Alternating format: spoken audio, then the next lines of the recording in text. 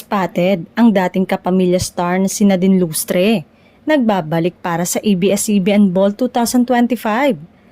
Agaw pansin nga ang pagdating ng aktres na si Nadine Lustre para sa pagtitipon-tipon ng mga kapamilya sa ABS-CBN Ball ngayong taon. Pak na pak ang beauty at kaseksihan ni Nadine sa inirampang kasuotan sa taong ito ng ABS-CBN.